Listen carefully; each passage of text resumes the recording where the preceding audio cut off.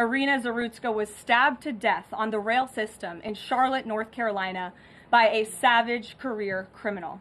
This is a public transportation system that many in the area use every single day to go to school and work. Irina was on the train that night traveling home from her job at a pizzeria, still in uniform from her shift. This beautiful, innocent 23-year-old young woman was a Ukrainian refugee who had recently fled her country for a chance at a safer life and a promising new beginning here in the United States of America. But tragically, a public transportation system in a major American city was more dangerous than the active war zone that she left. The president and the entire White House are praying for her family and friends during this unimaginably difficult time. But while we extend our thoughts and prayers, we must also seek justice for this crime and call attention to this heinous incident. Surveillance video of the killing was finally released to the public this past Friday. It shows the alleged killer, DeCarlos Brown Jr., pull out a knife, get up from his seat behind Irina, and prepare to thrust a blade into her neck before the released footage gets cut.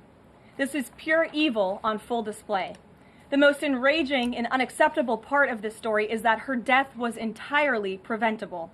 DeCarlos Brown never should have been on that train that night. In fact, he should have been behind bars.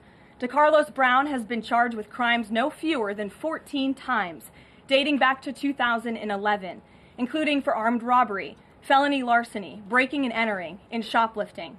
Brown had previously served 5 years in prison for a robbery with a deadly weapon charge, and he had also forfeited bonds 3 different times, twice in 2014 and once in 2023.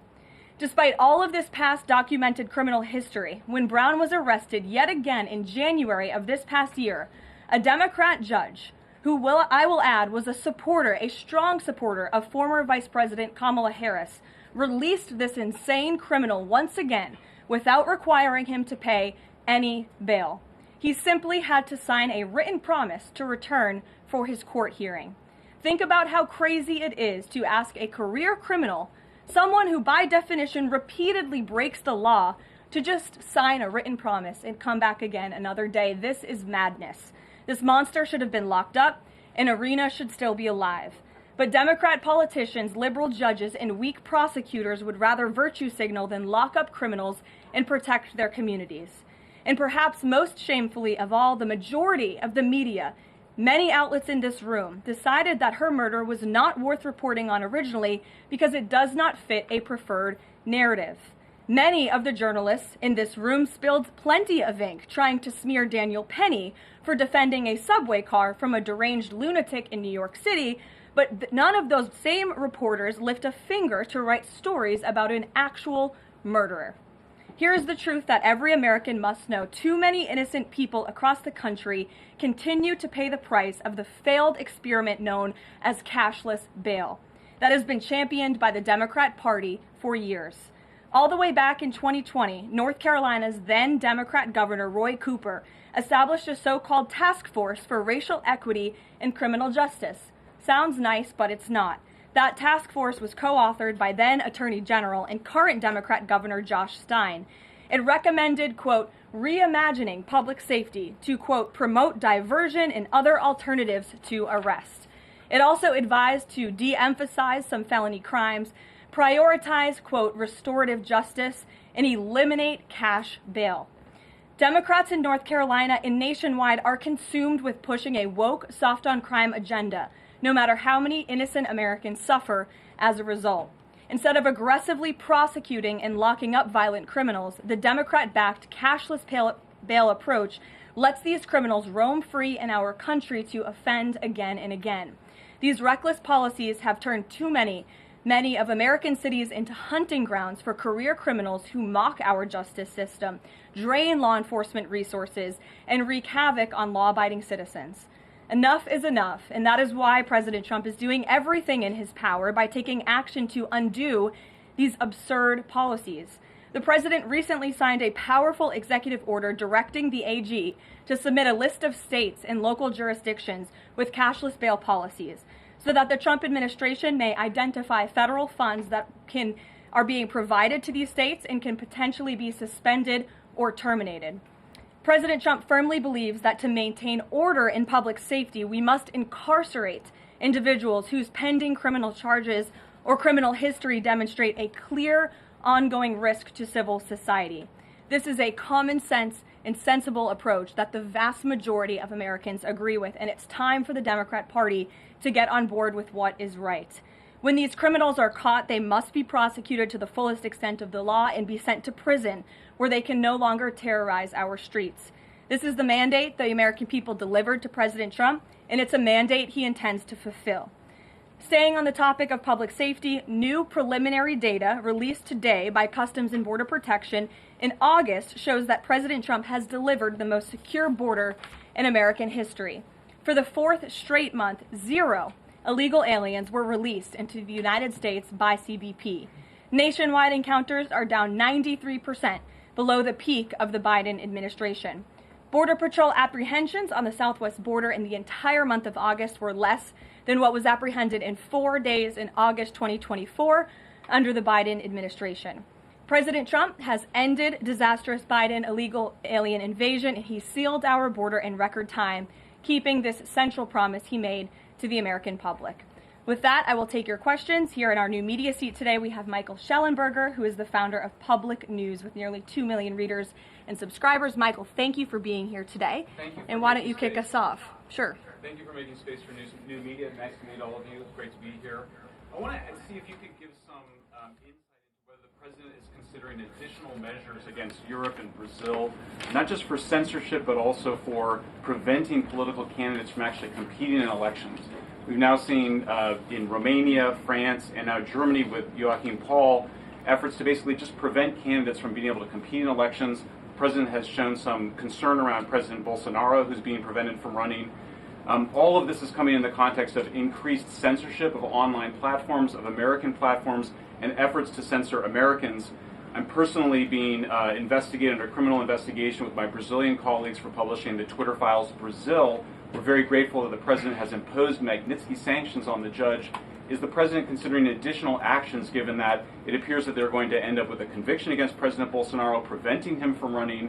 Is he considering doing anything about this crackdown in Europe? I mean, it's shocking to see Joachim Paul, this mayoral candidate in Germany, the criminal indictment against him cites him, quote, saying that he loves the Lord of the Rings as reason why he's an extremist and shouldn't be able to run. So I just wonder if you could speak to that. And again, I'm grateful to be here. Nice to meet you all. And I'm grateful for what the Trump administration has done to push for free speech abroad. Well, thanks for being here, Michael. We appreciate it. Freedom of speech is arguably the most important issue of our time. It is enshrined in our Constitution, and the president believes in it strongly. He himself faced censorship in his road back to this beautiful Oval Office here in Washington, D.C., so he takes this very seriously, as does, I know, the Vice President of the United States and the entire Trump administration, which is why we have taken significant action with regards to Brazil in the form of both sanctions and also leveraging the use of tariffs to ensure that countries around the world are not punishing their citizens in this way. And at the same time, the president is, while he's leveraging the United States to safeguard our interests abroad, he's also making sure that freedom of speech remains here in the United States of America. So I don't have any additional actions to preview for you today, but I can tell you this is a priority for the administration, and the president is unafraid to use the economic might, the military might of the United States of America to protect free speech around the world. Quick follow-up to that? Sure. Quick follow-up, which is just, there was a Reuters story saying that the Trump administration was looking at this Europe-U.S. trade deal as one of the sticking points, this issue of the censorship, not just of U.S. platforms, of Americans. Do you have any updates on how those trade talks are going? And I also wonder if the president is concerned about NATO membership. NATO membership requires that you be a democracy and you have free speech. Is it possible that some of these actions that we've seen in Romania, France, and Germany would disqualify those countries from being in NATO after this? I have not heard the president discuss NATO membership in regards to this issue in particular, but I have heard him discuss the issue of free speech and the importance of free speech with foreign leaders around the world, including the Prime Minister of the United Kingdom. When we were in Scotland, the president brought this up and how important it is for the Prime Minister to protect free speech in the UK and in various conversations with other world leaders. So he brings it up, and I think the entire world knows that this is a priority for the President of the United States. Gabe. Thank you, Karoline. Regarding the Israeli strike in Doha, how much time or how much of a heads up did the U.S. get, and does the president support the strike? Sure. Well, I have a statement to read for all of you with respect to the Israeli strike in Doha, and here it is. This morning, the Trump administration was notified by the United States military that as Israel was attacking Hamas, which very unfortunately was located in a section of Doha, the capital of Qatar. Unilaterally bombing inside Qatar, a sovereign nation and close ally of the United States that is working very hard and bravely taking risks with us to broker peace, does not advance Israel or America's goals. However, eliminating Hamas, who have profited off the misery of those living in Gaza, is a worthy goal. President Trump immediately directed Special Envoy Witkoff to inform the Qataris of the impending attack, which he did. The president views Qatar as a strong ally and friend of the United States and feels very badly about the location of this attack. President Trump wants all of the hostages in Gaza and the bodies of the dead released, and this war to end now. President Trump also spoke to Prime Minister Netanyahu after the attack. The Prime Minister told President Trump that he wants to make peace, and quickly. President Trump believes this unfortunate incident could serve as an opportunity for peace. The president also spoke to the Emir and Prime Minister of Qatar and thanked them for their support and friendship to our country. He assured them that such a thing will not happen again on their soil. To be clear, the president disagrees with the location of the strike and that he passed that along to the Prime Minister Netanyahu. The president just confirmed that in the statement that I just read to you, which I spoke with him about before coming out here. Karoline, Thank you, Karoline. So is the president upset with Netanyahu now? The president made his thoughts and concerns about this very clear, and he spoke again both to Prime Minister Netanyahu and also the Emir and the Prime Minister of Qatar after this attack. And the president has always made it very clear that he wants peace in the Middle East, just like he sought that and accomplished that in his first term. He expects all of our allies and friends in the region, that includes both Qatar and Israel, to seek peace as well. And he wants to see that happen, and he's working with all of our allies in the region to get that done. Are there any consequences, so to speak, for Netanyahu doing this, as it sounds, against the president's wishes, or at least his belief that it was appropriate? Is there going to be any directive from the president to Netanyahu in terms of what's allowed in the future? And also, is there any concern this could jeopardize the Abraham Accords? Look, that's a decision only the president can make. With respect to your first question, to answer your second question, as you heard from the president, he said he believes that this can serve as an opportunity for peace, and he's still actively and aggressively pursuing it with all of our allies and partners in the region. Jennifer. Just to follow up on that, Caroline, are you able to say how often the president spoke to the Prime Minister of Israel before this? Because that's one question. And then what did he mean on Sunday when he posted, "I've given my last warning to Hamas," etc.? He wasn't talking about this strike on Doha? No, he was not. As I told you, the Trump administration was notified by the United States military that Israel was attacking Hamas, and the president spoke to the Prime Minister after the attack, as well as, again, the Emir and the Prime Minister of Qatar. And I know Secretary Rubio and Special Envoy Witkoff were present for that call with the Qataris as well. Reagan. Thanks, Caroline. I have two questions for you on crime crackdown. Sure. Democrats have tried to argue that red states have higher crime rates while overlooking problems of high crime in blue cities. I'm wondering if the president would consider working with red state governors to fix high crime in blue cities like in Memphis, Tennessee.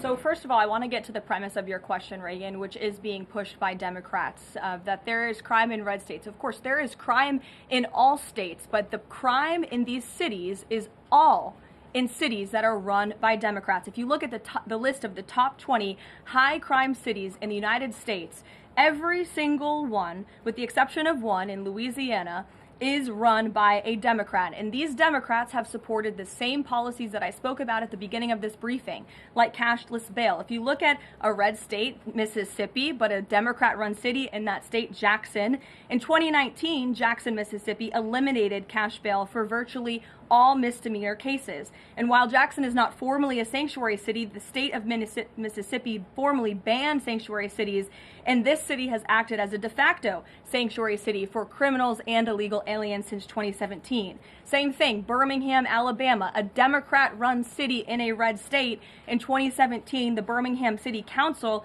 unanimously passed a resolution, quote, committing to establish sanctuary policies. So if you actually look at the facts from these Democrat-run cities, these are cities that are run by Democrats and by by members of the Democrat Party. These are blue cities, and they have all supported these disastrous policies which allow repeated career criminals back onto the streets to further commit acts of violence. And so to answer your question, yes, the president wants to work with anyone across this country who wants to end these horrible policies and to bring law and order to our streets. And I think that is proven by his tremendous cooperation with the mayor of Washington, D.C. and our nation's capital. And just look at the results of that. And I do have some updates for you on the D.C. crime crackdown if anyone is interested. There have been a total of 2,177 arrests made since the start of the operation on August 7th. Just last night, there were 57 arrests made in Washington, D.C. Of the 57 arrests, there were 14 illegal aliens who were arrested, many of whom had prior criminal histories. And other arrests just last night in our nation's capital, so you all can be very grateful for this. Our great men and women of law enforcement, both federal and local, working together as they should, made an arrest on a warrant for assault with the intent to kill. The subject shot 2 adult males after an altercation. They made an arrest on a warrant for an armed carjacking. The subject assaulted an adult male in the face with a firearm and then took his keys. We also made an arrest on a warrant for simple assault and the destruction of property and subsequently charged with second-degree theft. Last night in D.C., there was an arrest for possession of a controlled substance with second-degree theft. There was an arrest for possession of a controlled substance with the intent to distribute that subject. The person is also a subject of interest in a homicide and a carjacking. Last night in D.C., we also arrested a felon in possession of a firearm who was carrying that firearm without a license. So these are the career criminals. These are the bad guys that we are picking up in Washington, D.C. every day. The president would love to do this in every Democrat-run city across the country, and he hopes that more Democrats will call the White House to allow us to help them. One more that's D.C. specific. Congress is poised to not extend Trump's federalization of the D.C. police. Mayor Bowser signed an executive order formalizing cooperation with federal forces. You just mentioned all the success that the operation has had. Does the White House believe that the Mayor Bowser's action is enough to continue the crime crackdown? We are very grateful for the mayor's cooperation in this effort, and we look forward to continuing to work with her and the Metropolitan Police Department. Bloomberg. Thanks, Caroline. The president says, he was planning to speak with Putin soon. Can we expect a phone call between the two leaders this week? I don't have any phone calls to read out between you, the president, and any other foreign leaders. Ed. Yeah, thanks, Caroline. We're going to ask about the benchmark revisions that came out. If you look at the revisions between March of 2024 and March of 2025, and you do a little math, it averages out to 73,000 jobs roughly per month added to the economy, less than what was thought. When can we expect the Trump administration, now that their policies are rolling out, for that increase, that average to increase? Well, let me just say something about the revisions that came out this morning. And this was one of the biggest revisions in absolute terms in decades. And the benchmark year, March 2024 to 2025, shows that the job growth was vastly weaker during the Biden administration than ever previously reported. Between this revision and last year's, job growth was actually overstated by approximately 2 million jobs. And the Biden administration stood up here and vouched for that data and told you that data was real. And when President Trump calls into question the veracity of that data, like he did before he took the oath of office and even now as President of the United States, he was ridiculed for that. And turns out this revision proves 2 things. Number one, the president was right. And this is why we need new leadership at the Fed. And this makes it very clear that President Trump inherited a much worse economy by the Biden administration than ever reported. And it also proves that the Federal Reserve is holding our monetary policy far too restrictive. Interest rates are too high. The Fed needs to cut the rates because of the mess that we inherited from the Biden administration. Time frame. The president has said a year. Secretary Besson said maybe the fourth quarter. When can we expect these numbers to increase? Well, first, we need accurate numbers. We need truthful and honest data, which is why the president took the monumental step to try and appoint and confirm new leadership at the BLS so we can have data that we can actually rely on. And that's what the president is doing, and we hope that his nominee will soon be confirmed. Charlie. You addressed the crime of Irina Zarutska, and the president has done a lot to deliver justice for victims of crimes like that horrific stabbing. And the Epstein files are back in the news because a lot of Americans feel that that Jeffrey Epstein's victims never got justice. Does the president care about these victims? Do you think he can does he want to deliver more justice for them, and is he willing to meet with them? The president cares about victims of all crimes, and that's why Republicans in the Trump Department of Justice have done more in terms of transparency when it comes to the Epstein case than any prior administration. And why are the Democrats all of a sudden caring about this? It's because they are desperately trying to concoct a hoax to smear the President of the United States. We have seen this time and time again. Ro Khanna and all of these other Democrats, they could have cared about those victims 4 years ago when Joe Biden was in office. They could have pushed for transparency then. Unfortunately, the Democrats are using victims as political pawns to try to smear and to push a hoax against the President of the United States. And I will get you numbers on the amount of child predators that this administration and this FBI and this Department of Justice have locked up under President Trump's leadership. We have done more than any president to protect victims of crime, especially disgusting, heinous sexual crimes, and that includes the deportation of illegal aliens who are perpetrating these crimes against innocent victims in our country right now today, and that remains a top priority for this administration. Does the president, will he meet with the victims? On the Doha strikes, did the president speak with Netanyahu before they were carried out? Did he urge him to not go through with it, or did they only speak afterwards? Again, I read you a statement. The Trump administration was notified by the United States military that Israel was attacking Hamas. The president directed his special envoy Witkoff to immediately call the Qataris, and after the attack, he spoke to Prime Minister Netanyahu. Behind you. Thank you. Go ahead. About the Epstein case, would the White House support a professional handwriting expert review of the document released yesterday to prove that it's not the president's signature? Sure, we would support that. And in fact, I have already seen many forensic analysts of signatures coming out. I believe it was the Daily Signal that published a piece with 3 separate signature analysts who said that this absolutely was not the president's authentic signature. And we have maintained that position all along. The president did not write this letter. He did not sign this letter. And that's why the president's external legal team is aggressively pursuing litigation against the Wall Street Journal, and they will continue to. Christian. Thanks, Caroline. Following up on Ed, now that we have these revised jobs numbers, is the president concerned at all that price spikes, stemming from his tariffs through the end of the year, might actually be driving the country towards a depression or a recession? What I'm asking is he committed to these policies now that we know how faulty the jobs data was? The president is committed to his policies because his policies are working, Christian. And there have been a lot of people fear-mongering about inflation in this room, but it just has not come to fruition. On a monthly basis, CPI inflation has now come in at or below the market's expectation for 6 consecutive months, every month that President Trump has been in office. Overall, inflation has run at a 1.9% average pace in the president's first 6 months in office. I would have told all of you that in January, you would not have believed me, but those are the facts and those are the numbers. And we also see many other positive signs in economic indicators like real GDP. In the second quarter, it was revised up to 3.3%. That beat the market's expectation.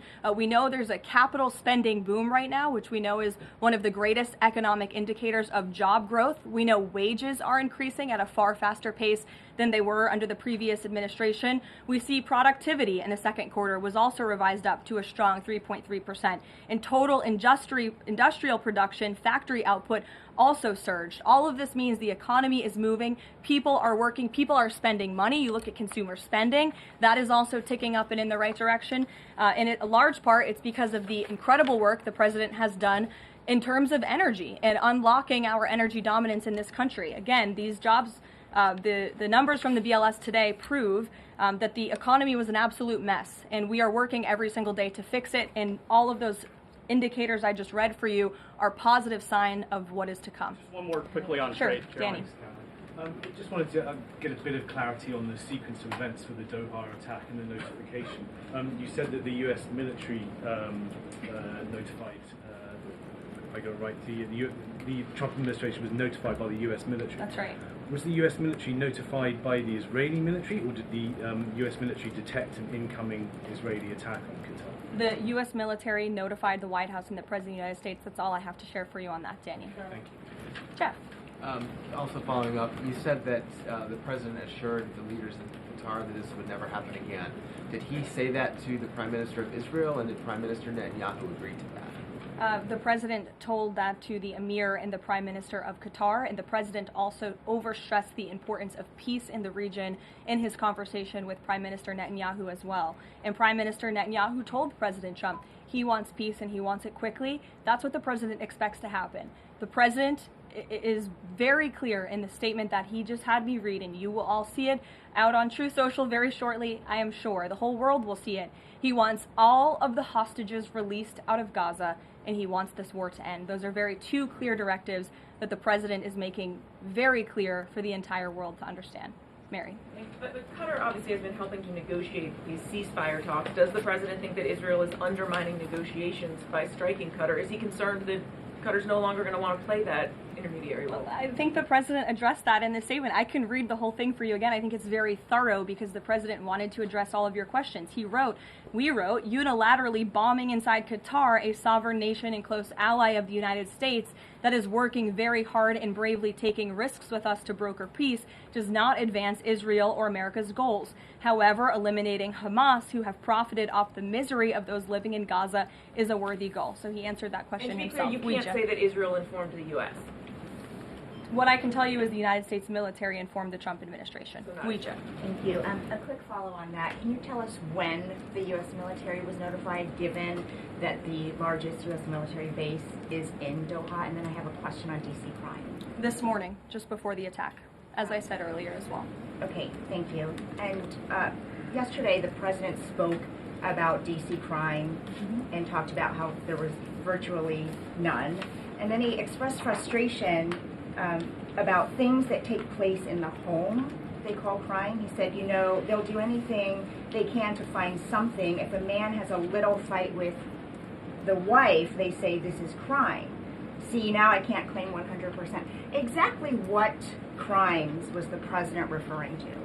He wasn't referring to crimes. That's exactly the point he was making, Ouija. What the president is saying is that these crimes will be made up and reported as a crime to undermine the great work that the federal task force is doing to reduce crime in Washington, D.C. And I think the president has every reason to believe that, given the efforts of many reporters in this room who actively seek to undermine the president and what he's doing in our nation's capital. We all know that deep inside you all agree with this because you all live here, and I'm sure you are very grateful for the administration's efforts to make the city, which we all reside in, much safer for ourselves and our families. Michael. Thank you, Caroline. Florida Congressman Randy Fine is calling for judges to face consequences if the violent repeat offenders they release go on to commit new crimes. Is that something the president supports? It's not something I've heard the president discuss. You can ask him yourself next time you have the opportunity to. How's that? Caroline, one more question. On Thursday, President Trump will head to the Pentagon and also to New York City in honor of the 24th anniversary of 9/11. Has the president expressed any interest on creating or having congressmen create a new 9/11 commission to answer some of the ongoing questions many Americans have about that day? I, again, have not heard the president discuss that. You're welcome to ask him yourself, but I do know he very much looks forward to going to both the Pentagon and the Yankees game in New York City on Thursday to commemorate the 24th anniversary. As you know, the president is a New Yorker at heart. He loves the city very much. It is his home, and you'll hear more about that on Thursday when the president speaks on this himself. Kelly.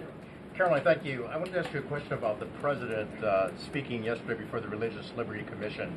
As you know, he's created the White House Faith Office, the Task Force on Anti-Christian Bias, and yesterday he talked about the importance of the Bible in America and the importance of prayer in America.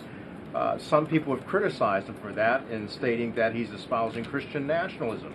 Yet the president has called on the American people to band together in praying for this nation for people of all faiths. How important is that to the Trump administration, and are there guidelines for implementing that? Well, last time I checked, it's not just Christians who pray, it's people of all faith who pray, and that's what the president wants to protect, the religious freedom for Americans of all faith. And he spoke about that yesterday, and that's why he was very proud and excited to announce this new initiative, Pray America, encouraging all Americans to pray for our country and the goodness of our country leading up to America's 250th birthday next year.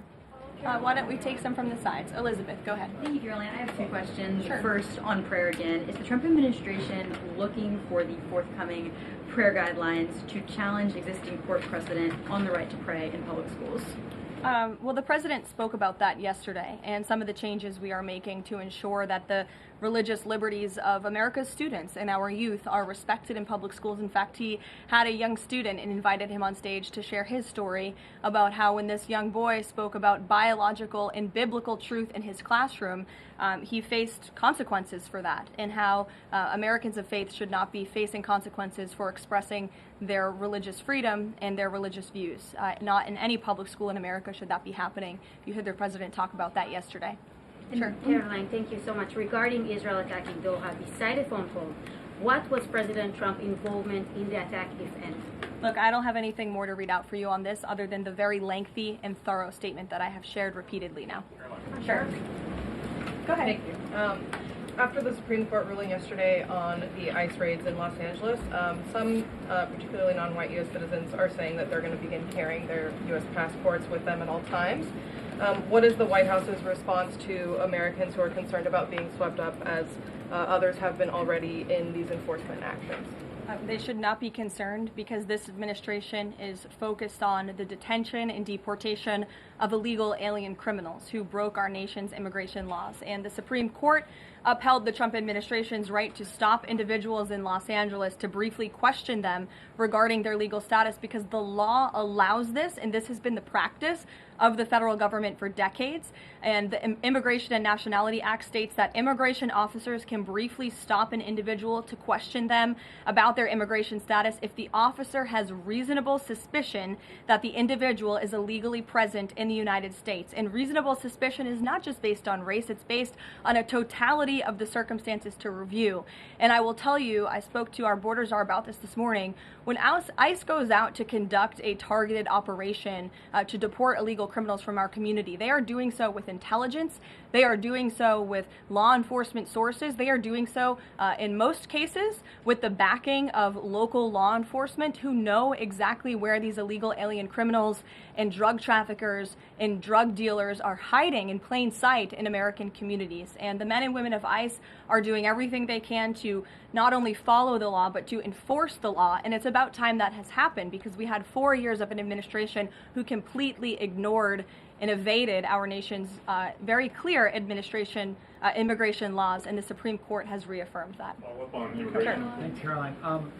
One of the other documents released by the House Oversight Committee contained a photo of Jeffrey Epstein holding an oversized check that was made out to him in the check from the president for $22,000 for a fully depreciated woman. I wondered if the president has any recollection of that, or what you guys make of that photo that was included in those documents. Did you see the signature on that check? It is not Donald Trump's signature. It is absolutely not. The president did not sign that check. But does he recognize the woman? Caroline, Thank you, Caroline.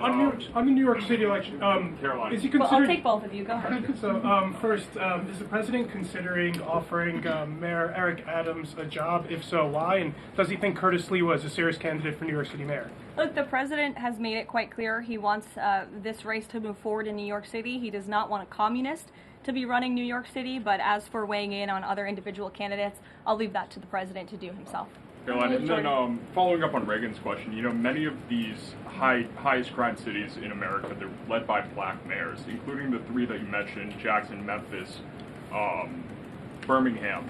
So given that, what's your response to criticism from the left that Trump is targeting black mayors? Isn't he just trying to protect black people? The president is trying to protect all Americans from crime, and he wants to make all of our cities in America safe. And the fact is, the most dangerous cities in America are run by Democrats, overwhelmingly. And according to the FBI crime statistics, 19 of the top 20 cities with the highest murder rate are run by Democrats. And these high crime, Democrat-run cities are driving up the crime stats in otherwise safe red states. So of course he wants to address this problem. He's made that quite clear. Mike Johnson, he came out and said that the president was an FBI informant. Do you know what he meant by that, if it's not true?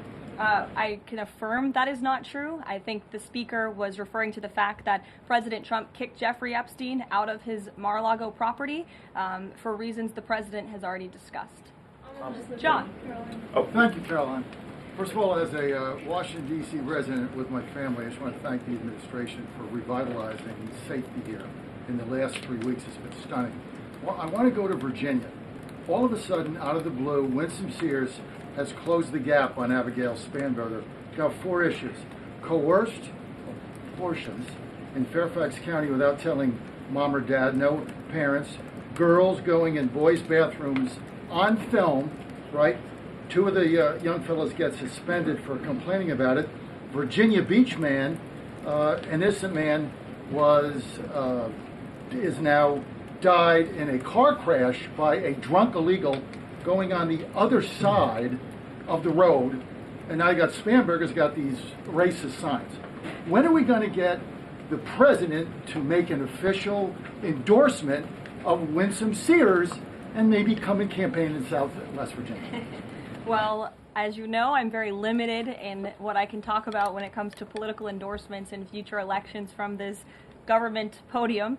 But all of the issues that you just mentioned I know are very important to the president, and it's quite common sense. It's the foundation of the Republican Party, and it's what sent this president back to the Oval Office. We want to keep men out of women's sports and bathrooms. We want criminals to be locked up. The president wants to see law and order in every state across the country. But as for political endorsements, I'll leave that to him and his political advisors to make those. Sure. Haley. Thanks, Caroline.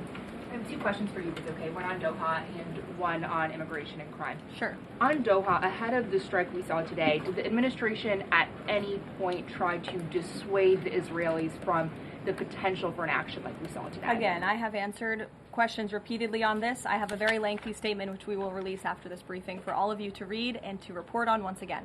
Okay, and then on a case in Maryland, the killing of Dakara Thompson, there are reports that the suspect arrested for her murder was in the country illegally and arrested and released for driving under the influence both in 2022 and in April of this year by U.S. Park Police.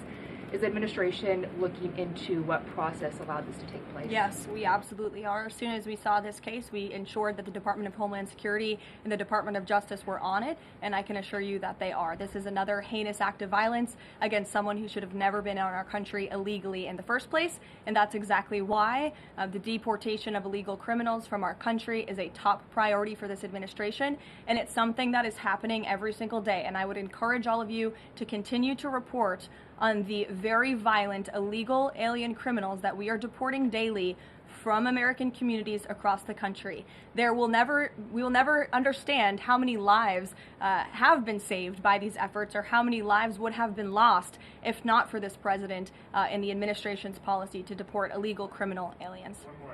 On tariffs? Thanks, Caroline. Follow-up on Charlie's question. Will the president meet with the Jeffrey Epstein victims? I don't have any meetings for you to read out on that. On tariffs? Go ahead. Thanks, Caroline. Is the Trump administration considering a ban on transgender Americans owning guns? Is that something the president would support, even as we've seen some gun groups oppose the idea of that? I saw reporting on this. I understand there were very preliminary, low-level discussions about this at the Department of Justice, and then sometimes those discussions are reported as fact. I'm not tracking any potential actions on this front, and I'll let the president weigh in on that. It's a policy decision, and it's far too early or would be premature, inappropriate for me to weigh in on it at this point in time. Behind you. Go ahead. After the immigration raid at the plant in Georgia on Friday, the president said over the weekend that he's open to some kind of changes in perhaps rules or visa rules or law that would prevent something like that happening in the future for skilled workers to train American workers. That's right. Can you confirm that and that the administration supports those changes, and what exactly would that look like? Well, the president said it himself in a statement that he put out on Sunday night, where he is very grateful for foreign companies from around the world and the investments that they are making right here in the United States of America. And he understands that these companies want to bring their highly skilled and trained workers with them, especially when they're creating very niche products like chips, or in this case in Georgia, like batteries. But the president also expects expects these foreign companies to hire American workers, and for these foreign workers and American workers to work together to train and to teach one another. And so he expects these foreign companies to hire American labor. We want Americans to have these jobs. Americans need these jobs, but he also understands the need for these companies to bring over their workers who already have these skills. So I think it's a very, what those changes might be? I think it's a very nuanced and responsible and sensible approach for the president to take. And I know that the Department of Homeland Security and the Department of Commerce are working on this matter together. I would defer you to them for any further action on this front. Karoline, thank you. I want to follow up on something you said. You said the Epstein documents are a hoax that Democrats are perpetrating against the president. You said he didn't sign that check, that he didn't sign the birthday card that he allegedly signed. So what is the theory, since these documents came from the Epstein estate?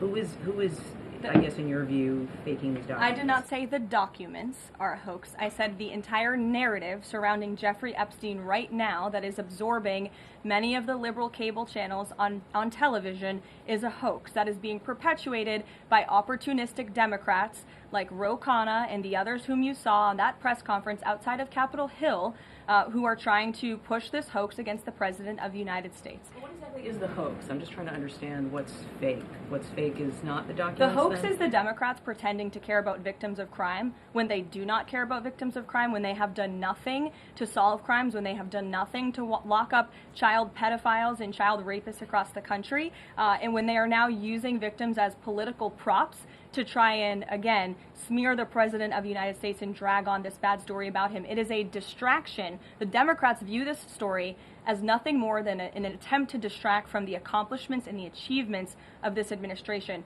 And that is what we mean when we call it a hoax. If he didn't sign these, if you said he didn't sign the birthday card, he didn't do this, he also didn't do the check, those were in documents from the estate. So what is the working theory as to why he's in them? The president has one of the most famous signatures in the world, and he has for many, many years. You know that, Maggie, you've covered him for a long time, long before he assumed this office when he was a businessman in New York. The president did not write that letter. He did not sign those documents. He maintains that position, and that position will be argued in court by his lawyers. The president is very confident he is going to win this case. Karoline, thank you. Is the president planning to meet with Eric Adams in New York, maybe at the Yankees game?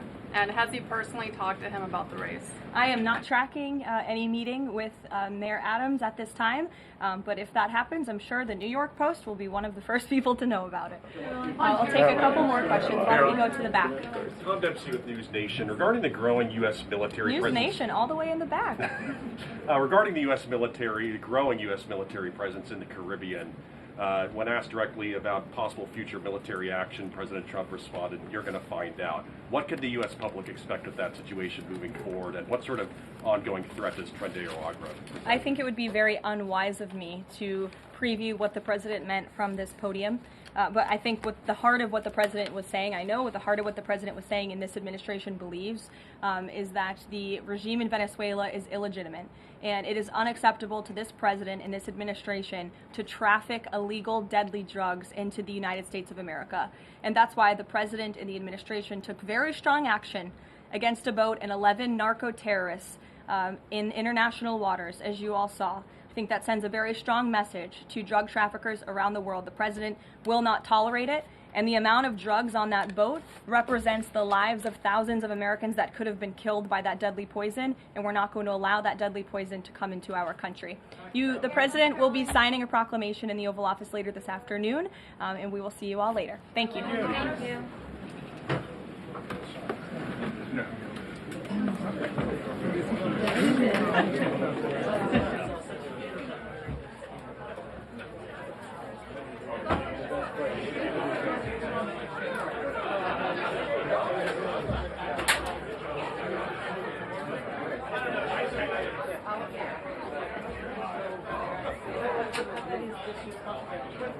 They said they were not notified.